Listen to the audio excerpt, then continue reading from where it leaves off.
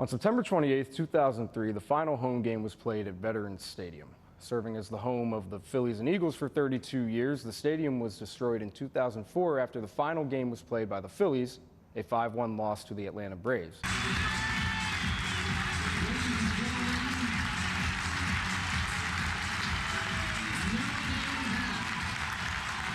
Veterans Stadium was built to honor all of the veterans in the 20th century who had fought in the major wars. It was also known for two major key components that made it so notorious in history. The first was that the Philadelphia rowdy fan base would be sent down into a jail cell that was built in the basement of the stadium. Also, it had knee-destroying turf and was also voted arguably the worst field in the NFL at the time. It led to premature retirements, including Dallas Cowboy Michael Irvin. The stadium was eventually destroyed in 2004, leaving a lasting legacy on arguably the most notorious stadium in sports history.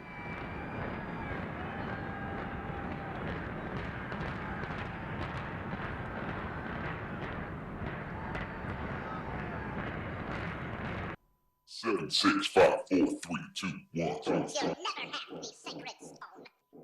Oh, this you crazy mother.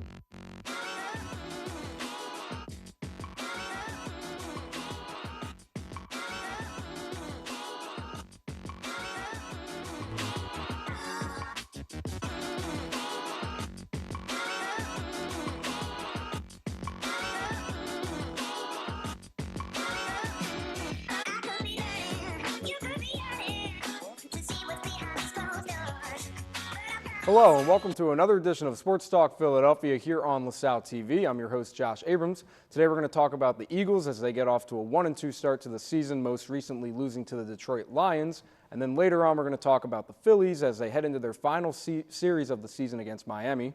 But first, before we talk about Eagles, I'm going to introduce the panel. We have Gia Lancey, Caleb Flieger, and Jim Wister making his Sports Talk debut. Let's get right into it, guys. This is a very abysmal start to the season. I don't think anybody expected us to be 1-2 coming out of these first three games. I think we were looking at the schedule and kind of thinking if we come out of the first four games 2-2, that would be the best case scenario. But now we have to actually win this game, the next game.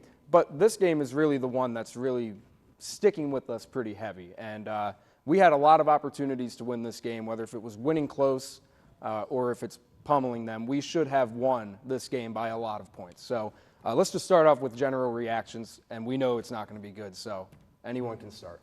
It was just a sloppy game overall. I mean, that's just a game you have to win, especially at home when you're 1-1. I mean, Dallas is 3-0 now, so it's just a game you need to win, especially even if Alshon and Deshaun are out, you still need players need to step up, and they just need to win that game. I think there was just so many mistakes, and it was just like silly little mistakes, you know what I mean? Things that we have to fix this upcoming week, like there's no question. It's just things that are easy to fix too, but Easy isn't so easy, is it? Yeah, as you said, Gia, like they had so many chances to win that game, but they really just like blew it themselves. Like allowing that like 100-yard touchdown return on the opening kickoff for the Lions is something that you just like can't do. That sets the tone for the Lions and allows them to build off of that. And like that kind of just like swung the game in their favor. Like although that was like really early, that was just like it gave them so much momentum to start the game. Right, and this is a really uneasy feeling because if you look at Doug Peterson's tenure so far, he's in his fourth year, but he hasn't ever gotten off to a 1-2 start. He has always won at least the first 2 out of 3 games of the season. But this is just especially concerning because not only are these NFC teams that, again, schedule doesn't really count in professional football. I get that, but these are conference teams that we may or may not see in the playoffs if we're fortunate enough to get there.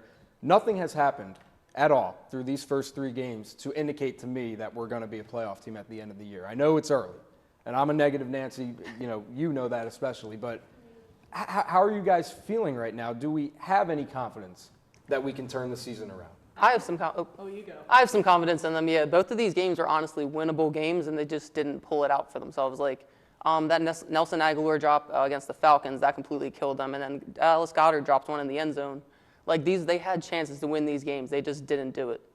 But see, that's what we always say. Like, why? It's just, like this team doesn't have like a pattern. You know what I mean? Like, I know like Doug Peterson that never happened before and that was the weakest start for him. But like, every year it's different. Every game is different with them. Like, I don't think that there's a pattern necessarily that, like, you can say, oh, well, they started playing like this, so we're going to see this at the end. Like, this team comes into games and they play how they play. And you can't really, like, predict it necessarily from a pattern. Yeah, I mean, these wide receivers are they're just bad. I mean, Matt Collins and J.J. Arcega-Whiteside are a joke. Like, that last drive, I mean, Wentz threw a perfect ball to Matt Collins, dropped it. That would have put them in field goal range. Yep. And then, end of the game, it was 4th down. Wentz throws a beautiful ball to J.J. He said he was expecting contact, but there was no contact. Hit his hands, went right to the ground. I mean, he catches that ball, they're on the 2-yard line. You're supposed to expect contact as a receiver. I mean, I just don't understand, especially the little mistakes. These drops, these fumbles. I mean, I'm sitting here thinking to myself how these guys even got to this level. I know it's a bad comparison or whatever, but 7 drop passes. We're looking at a completely different ballgame. We're looking at a 2-1, maybe even 3-0 team. You know, I know Atlanta is Atlanta, but this game was a completely winnable game. But the more concerning thing, and I say it's more concerning because we're going to fix the drops and the fumbles. It's going to happen. If they have enough confidence to give Miles Sanders the ball again, it's going to be fixed. But what needs to be fixed more than anything on this team right now is this lack of pass rush. This is a defense that everyone thought was going to be one of the better defenses in the league because of their depth. And then all of a sudden you lose 2 of your defensive tackles, get a couple injuries in the secondary, and we can get pressure on the quarterback, but we can't finish. That's got to be the most frustrating thing, right? I mean, it's really frustrating too. I mean, when you have Fletcher Cox and you're paying him $17 million a year and he's got 0 tackles last week. But he does have like a pinky toe injury, so like chill on him, okay? I know, it's just like, I know he's getting double team most plays. Just like, if you're a player getting paid that much, I mean, 0 tackles, like, come on. Like, you got to put some pressure. Yeah, although Fletcher Cox can't do it all himself. Derek Barnett, Brandon Graham, or Vinny Curry, one of them has to step up and start making plays. Like, Fletcher Cox is obviously, the offensive line keys on him every single play. So someone else needs to step up. And it's hard for them to get pressure because they can't run these blitzes or anything and bring extra guys because they know that the secondary can't cover anyone for more than like 3 seconds. It's very ironic. It's very ironic you bring that up because we're complaining about this defense right now. They're arguably statistically the second best rush defense in football. That's great, but you don't win football games by running the ball unless if you're the Vikings and hope for the best. They have a top 5 worst passing defense in football, and I know they looked better last week. Kenny Golladay, who I thought was going to have a huge game on us, only caught 2 passes for not even 20 yards. It's very confusing to me how this secondary can just show up at certain points, but the stat still says it all. I mean, Ronald Darby got hurt in the beginning of that game last week. I mean, could have been a blessing in disguise. I mean, you got Sidney Jones and Rasul Douglas now at the 1 and 2, so maybe that's the move the Eagles needed just to get Darby out of there. Yeah, I am not complaining about Darby being injured. And, like, I know there was rumors about Zach Ertz being traded on Twitter for Jalen Ramsey. I mean, that's never going to happen, but, like, would Jalen Ramsey be an asset to this team? Absolutely. Yeah, he'd be a huge asset, but like you said, like they shut down Golladay, but they allowed Marvin Jones Jr. to go off for like 8 catches and like 120 yards. Like he's not that good of a receiver. He should not be doing that to any team. Yeah, it's very frustrating to say the least. But you know, the one thing that I think we've all been seeing on social media, not even just social media, but just all around the country, these analysts, some of these people are very set on the idea that it's Carson Wentz's fault because we get it. The quarterback's the most important position in football. That's a fact. But what also is a fact is that Carson Wentz is having a better season through 3 games so far this year than he did 2 years ago when everybody thought he should have won MVP.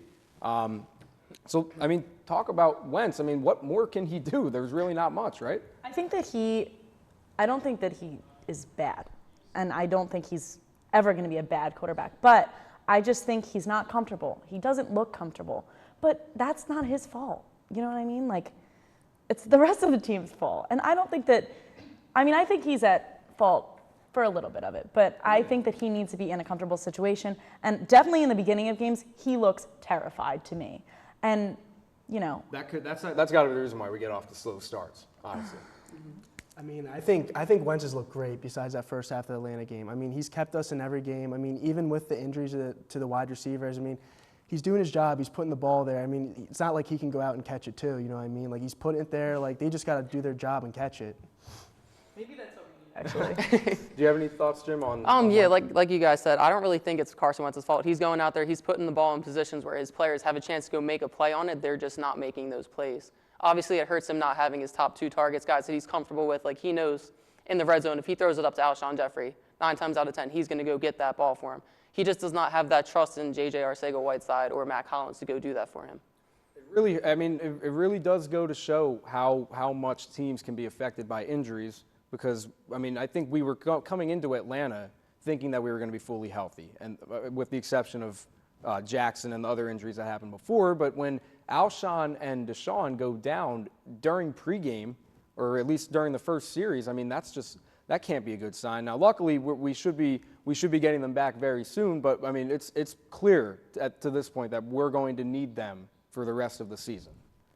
Yeah, I mean, especially it doesn't seem like the Eagles like to run the ball that much. I mean, you got Jordan Howard, he's still getting no carries. So I mean, yeah, I think he only had 11 Yeah. for 37, and luckily he got in the end zone. But I mean, that's another problem too. I think they really need to figure out that running back by committee. I think Jordan Howard should get more touches than he has. He's been averaging more yards per carry than Miles Sanders has. And obviously, as a rookie, like Miles Sanders is a very good player, but he's going to need time to adjust to the NFL game, and he's not ready to be our lead back yet. So I think they need to lean on Jordan Howard, and then later in the season, as Miles Sanders becomes more experienced and knows what he's doing, then he should be able to handle more touches than Howard. Yeah, and I mean, he almost got his neck ripped off the other day, and like there was no call on that. How ridiculous is that? Yeah, Oh that was yeah, bad. some of those calls were horrible. Yeah, I mean, they're if you bad. watch the Thursday night game, there was just flag after flag. I mean, they're just they are going insane with that. And I mean, you know, Miles Sanders, I love him as a receiver after that first game. But man, I mean, to go back to him consecutive times and have him drop the ball twice. I mean, In one drive. yeah, in one drive. That was just very bothersome. We're going to take a quick commercial break. When we come back, we're going to talk some Phillies, so stay tuned. Don't go anywhere.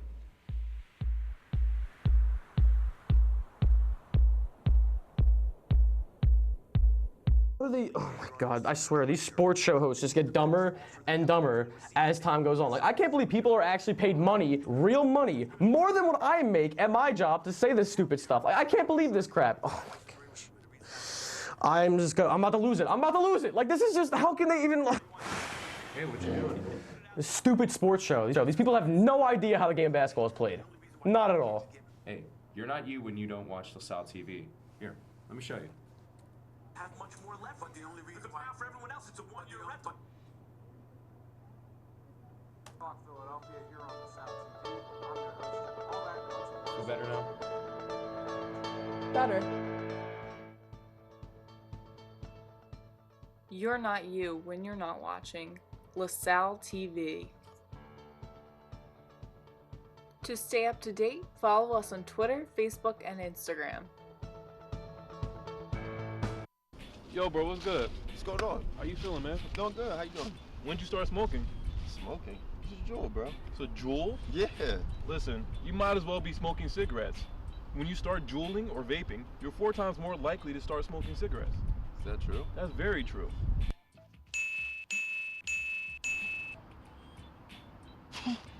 Give me the jewel. You don't need it. To learn more about e-cigarettes, go to thetruth.com. The sun of fire and beauty, destruction and life. Something so magnificent you can't even look at it. My son of fire and passion, life until death. Something so magnificent you can't look away. Maybe because we don't look at the sun, we are afraid that we might not be able to let go of the beauty that just might end up destroying us.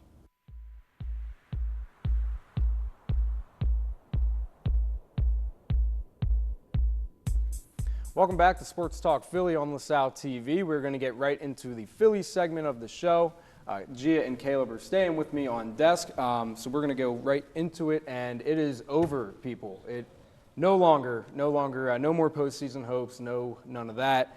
If anything, they're looking forward to these last 3 games against Miami, but you can't look forward to that because they can't beat the Marlins. So, I would want to gear it towards looking completely ahead to the offseason, but we still have these games. So let's talk about.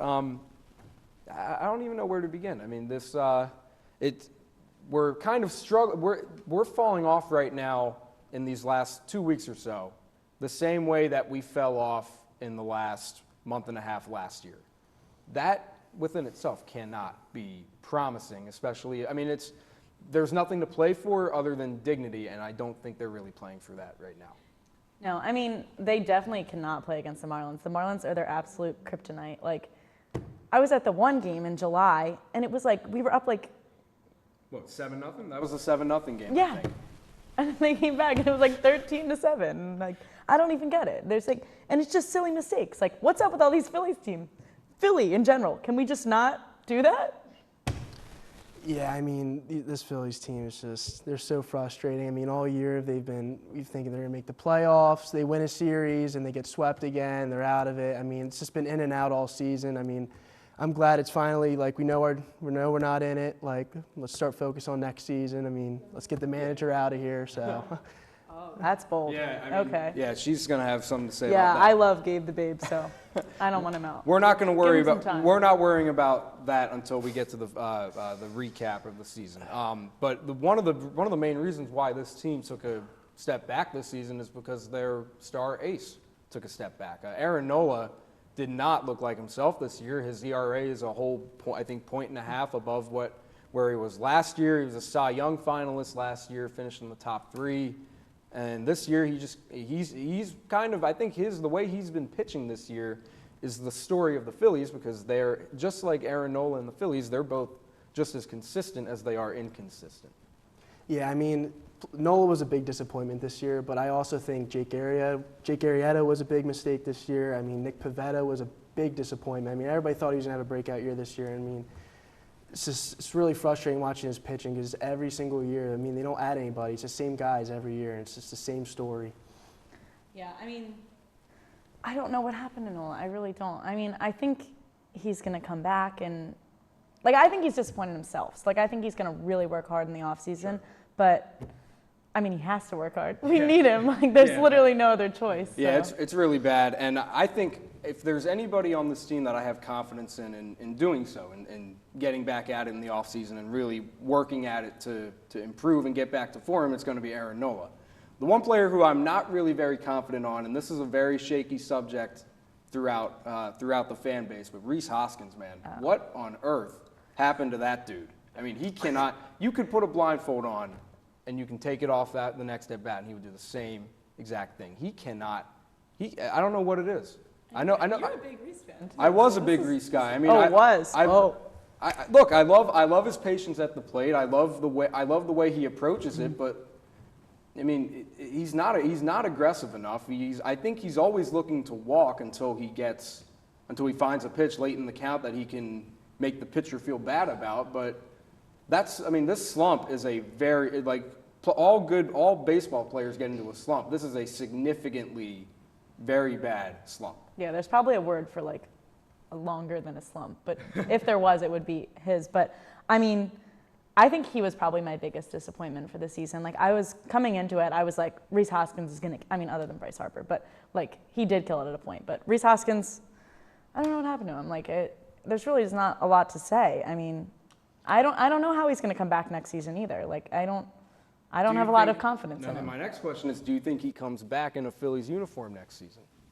I definitely think he does. Yeah, I mean, I don't think there's any way he doesn't. I mean, if the slump continues next season, I mean, maybe they could demote him to AAA to see, like, if that fixes anything. But, like, I just don't see how he's not on the Phillies next year. Yeah, he's a Philly guy, you know, and, like, the city loves him. He loves it here. I think that we'll see him next year.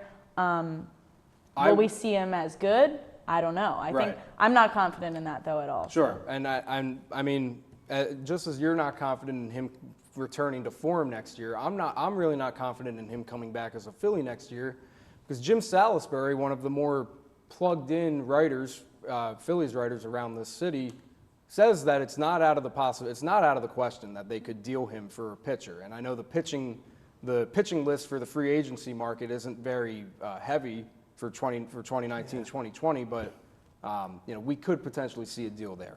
But I'm going to move on to the positive side of things because there are two players who have just been the absolute heart and soul of this team. We just acquired them this year, both from National East teams. First, let's talk about Bryce. I mean, everybody was so on him in the beginning of the year and even just throughout the entire year because of the strikeouts. He strikes out too much. Well, I'd like to think that those aren't obviously aren't his stats for the whole year, but throughout the whole year he has just been a very reliable, or at least a reliable bat. Let's put it that way. I think that the city of Philadelphia was expecting him to hit 8 home runs every single game, though. I mean, like, with the amount we're paying him and the deal that we gave him, like, the expectations, he didn't meet those 100%. You know what I mean? I mean, he did good, you're right, but, like, I was expecting a lot more from him.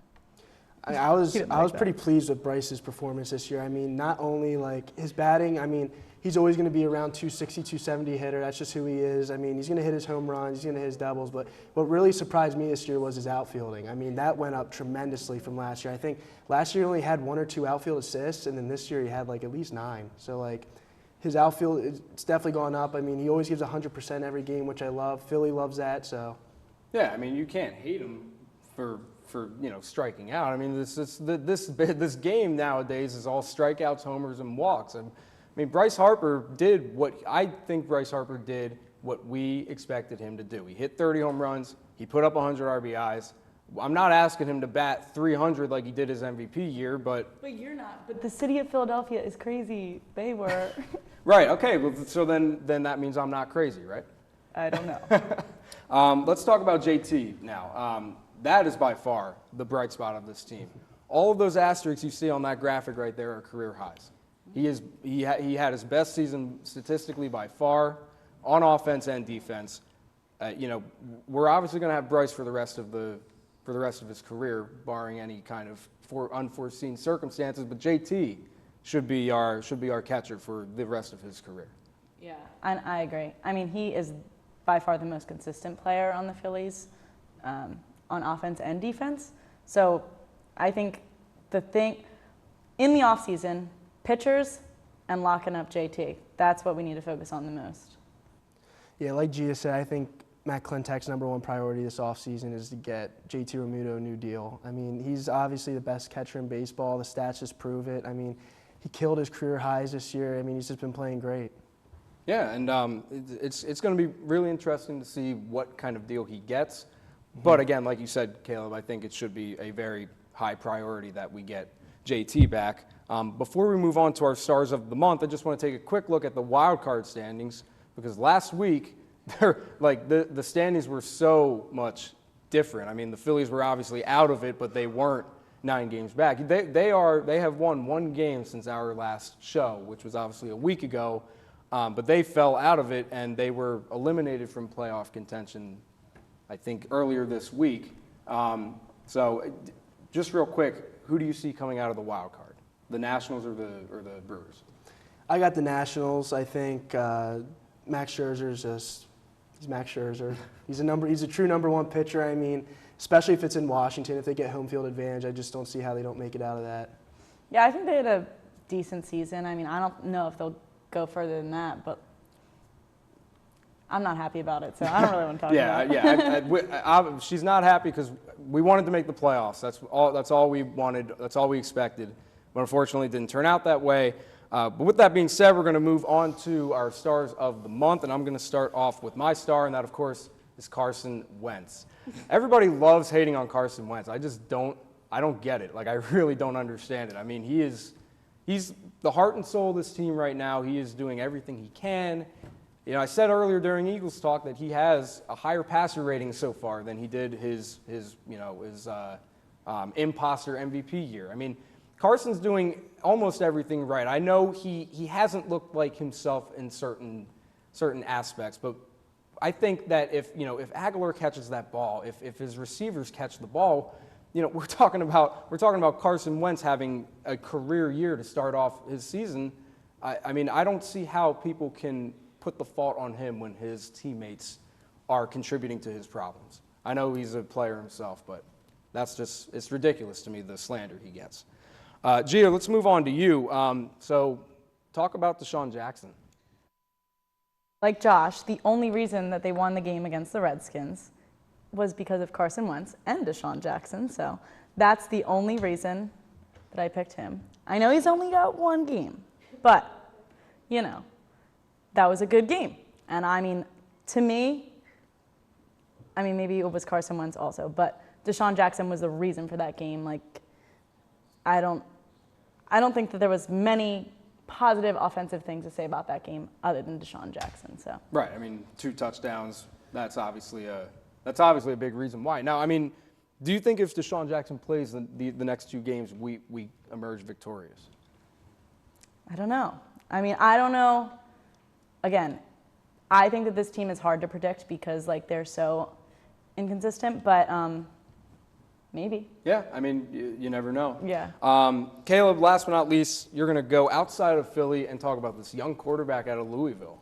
Yeah, I mean, Lamar Jackson, he's surprised a lot of people this year. I mean, everyone over this offseason has been bashing him for, like, he can't pass the ball, he's a running back. I mean, these first 3 weeks of the season, he's just proved everyone wrong. I mean, first week of the season, he threw 5 touchdowns against Miami. That's just insane. I mean, he's putting up MVP numbers right now through the first 3 weeks of the season. I mean, he's put the Ravens, the favorites now in that division to win. So he's had a great September so far. Yeah, and so real quick before we move on to the ending, do you see Lamar Jackson maybe winning MVP if he can lead the Ravens to a winning record or at least a division win? I definitely could see him being in the conversation for it. I mean, it's always just hard with Pat Mahomes. I mean, that he's really good too. And they just played each other. I know, that was a great game. So, I mean, it's going to come down to like who brings their team the farthest, who's got the best stats. But I think Lamar, he's definitely going to be in conversation this year for MVP. And I think he even like alluded himself that the critics were calling him a running back. Good for a running back. So that's good for him.